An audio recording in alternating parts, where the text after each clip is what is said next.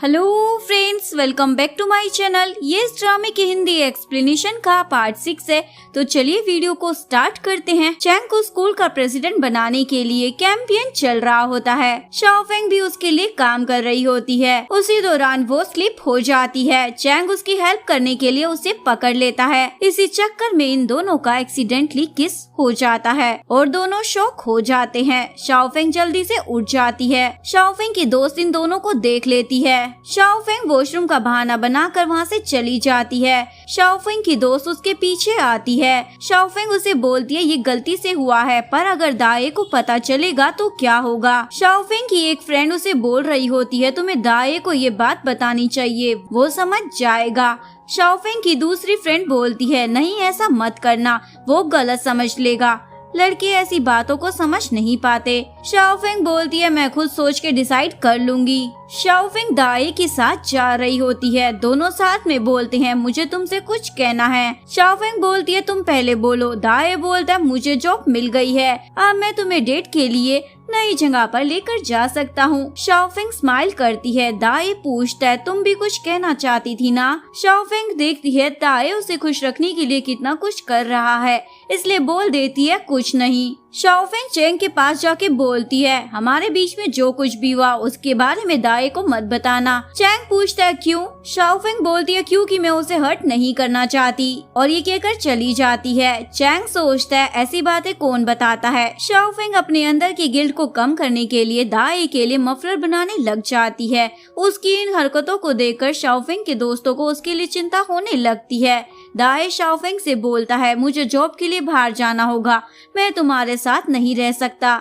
शाओफेंग बोलती है कोई बात नहीं। चैंग शाओफेंग को बोलता है तुम बेवकूफ हो। शाओफेंग पूछती है ऐसा क्यों बोल रहे हो। चैंग बोलता है क्योंकि तुम वैसे ही रिएक्ट कर रही हो जैसे तुमने एग्जाम में चीटिंग की हो और तुम्हें पकड़े जाने का डर है, इसीलिए खुश रहने का ट्राई कर रही हो। और पूछता है क्या तुम्हारे लिए वो किस मायने रखता था क्या। शाओफेंग बोलती है नहीं तो, और पूछती है तुम्हारे लिए रखता था क्या। चैंग बोलता है मैं तो उसको किस में भी काउंट नहीं करता, क्योंकि जो भी हुआ था वो एक्सीडेंटली था।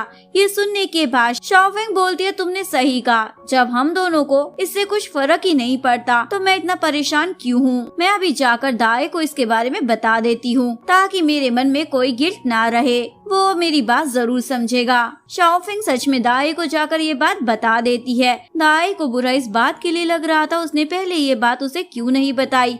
शाओफेंग उसे बात करने का ट्राई कर रही थी, लेकिन दाए उसे इग्नोर कर रहा था। दाए का छोटा सा एक्सीडेंट हो जाता है। ये जानने के बाद शाओफेंग घबराते हुए हॉस्पिटल पहुंच जाती है। शाओफेंग देखती है दाए को ज्यादा चोट नहीं आई। दाए उसे देखकर बहुत ज्यादा खुश हो जाता है। शाओफेंग उससे पूछती है तुम ठीक हो ना। दाए बोलता है मुझे तुम्हारी हमदर्दी नहीं चाहिए। शाओफेंग बोलती है तुम्हें गलतफहमी हुई है, ये कोई हमदर्दी नहीं है। वो अपने पॉकेट से मफरल वाला धागा निकालकर दाए को बोलती है ये मैं तुम्हारे लिए बना रही थी, मुझसे तो इतनी हिम्मत भी नहीं हो रही थी मैं तुम्हें आई लव यू बोल सकूं। ये सुनने के बाद दाए उसे हक कर लेता है और बोलता है मैं बहुत ज्यादा खुश हूँ तुम मेरे लिए यहाँ पर आई। दाए शाओफेंग के इस लव कन्फेशन से बहुत ज्यादा खुश था। दाए बोलता मुझे फर्क नहीं पड़ता लोग क्या बोलेंगे, पर मुझे ऐसा लग रहा था शायद तुम्हें मेरी जरूरत नहीं है, अब तुम आ गई हो, मैं बहुत ज्यादा खुश हूँ। शाओफेंग और दाए अब सबके सामने कपल बनकर रहने लग जाते हैं। दाए ये गुड न्यूज अपने ग्रैंड पेरेंट्स को बता देता है। दाए सेलिब्रेट करने के लिए अपने ग्रैंड पेरेंट्स के पास आया था।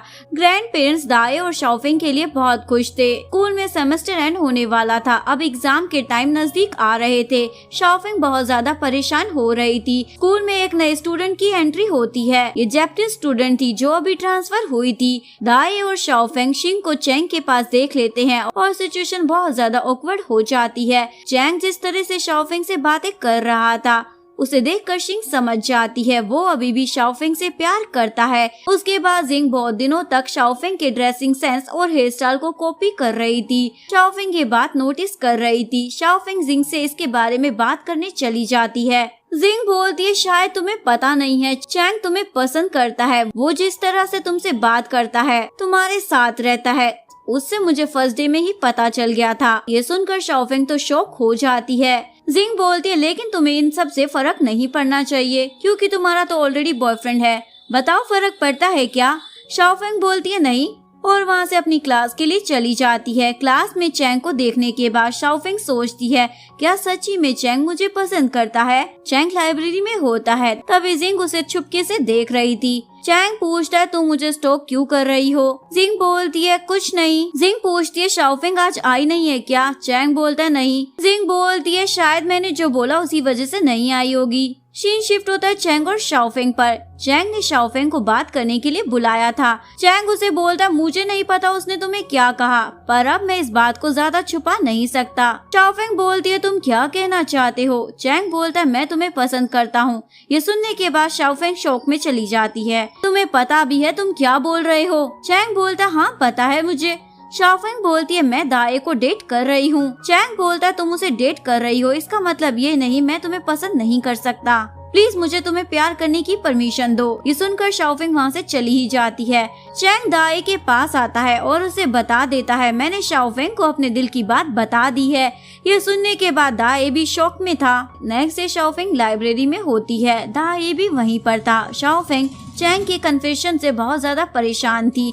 दाए शाओफेंग के पास आके उसे हक कर लेता है और बोलता है, उसने तुम्हें प्रपोज किया है ना, पर मुझे फर्क नहीं पड़ता। मुझे पता है तुम सिर्फ मेरी गर्लफ्रेंड हो, हम दोनों साथ हैं, बाकी किसी से मुझे कोई मतलब नहीं। नेक्स्ट सीन में शाओफेंग, दाए, शिव और आजी ट्रिप पर चले जाते हैं। दाए ने चैंग को बताया नहीं था। चैंग को इसके बारे में शाओफेंग की मोम से पता चल जाता है। दाए और शाओफेंग ट्रिप पर बहुत अच्छा टाइम स्पेंड करते हैं। दाए शाओफेंग को एक ब्रेसलेट भी गिफ्ट करता है। शाओफेंग को अब धीरे धीरे दाए से प्यार होने लगा था। ट्रिप से वापस आने के बाद चैंग घर के बाहर था। वो शाओफेंग को पूछता है, दाए कहाँ है, वो तुम्हारे साथ क्यों नहीं आया। शाओफेंग बातों को टालते हुए वहाँ से जाने लगती है। तभी चैंग उसे रोकता है और उसे किस करने का ट्राई करता है, लेकिन शाओफेंग अपना मुंह मोड़ लेती है।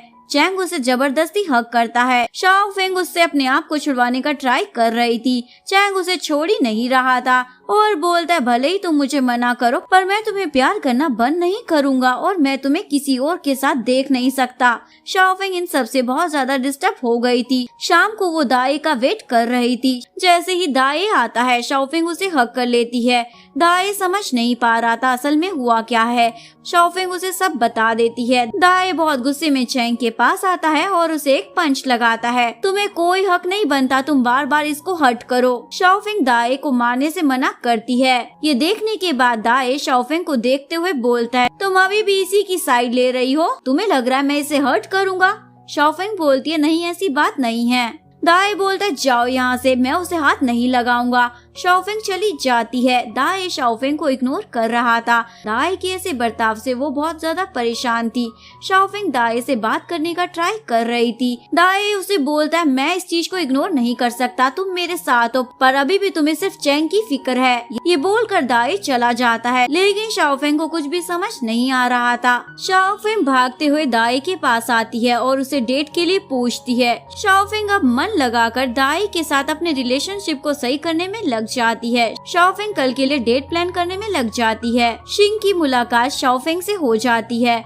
वो दाए और शाओफेंग की डेट के बारे में पता कर लेती है। शाम को शिंग इसके बारे में चैंग को बता देती है। दोनों मिलकर कल शाओफेंग की डेट खराब करने का प्लान करने लग जाते हैं। नेक्स्ट डे शाओफेंग डेट पर थी। वो दाए को इम्प्रेस करने का ट्राई कर रही थी। सब सही से जा रहा था, तभी शिंग और चैंग दिख जाते हैं। ये दोनों यहाँ पर दाए और शाओफेंग की डेट खराब करने के लिए आए थे, पर ऐसा दिखा रहे थे जैसे अचानक से मिले हैं। दाए चैंग को देखने के बाद शाओफेंग का हाथ कसकर पकड़ लेता है।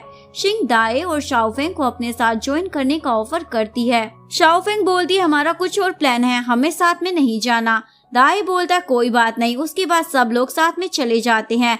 चैंग को देखने के बाद दाए बहुत अपसेट था। शाओफेंग सोचती है, ये डेट प्लान मैंने दाए से पैचअप के लिए की थी, पर यहाँ तो कुछ और ही चल रहा है।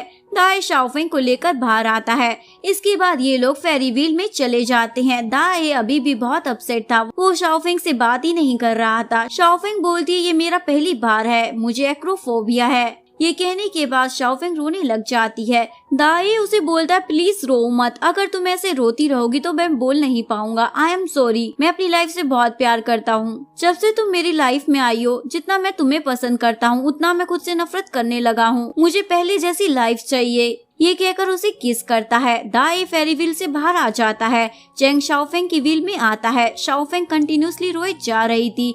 सीन शिफ्ट होता है दाए और चैंग पर। चैंग बोलता है मैंने तुम्हारा जैसा स्टूपिड रीजन आज तक नहीं देखा किसी से ब्रेकअप करने के लिए। दाए बोलता है मुझे लगा अगर मैं उसके पास रहूंगा तो वो खुश रहेगी, पर ऐसा कुछ नहीं हुआ, मैं उसे बस हर्ट ही कर रहा था। चैंग बोलता है अगर ये सब मेरी वजह से हुआ है तो मैं तुम्हें सॉरी तो बिल्कुल नहीं बोलने वाला। नेक्स्ट सीन में शाओफेंग को पता चलता है दाए संघई सिटी जाने वाला है, यानी चाइना। शाओफेंग उसे रोकने आती है और बोलती है प्लीज तुम मत जाओ, शायद बहुत लेट हो गया है, पर फिर भी आई लाइक यू, मैं तुम्हें बहुत पसंद करती हूँ। दाए को इस बार खुद की गलती का एहसास हो चुका था। दाए और शाओफेंग साथ में हो जाते हैं। दाए संघई चला जाता है और 2 साल के बाद वापस आ जाता है और सभी लोग साथ में खुशी खुशी रहते हैं। यहीं पर इस कहानी का डी एंड हो जाता है। अगर आपको वीडियो अच्छी लगी हो प्लीज वीडियो को लाइक करें, चैनल को सब्सक्राइब करें, न्यू अपडेट्स के लिए बेल आइकन का बटन प्रेस करें। मिलते हैं नेक्स्ट वीडियो के साथ, तब तक के लिए सारंगे, बाय बाय।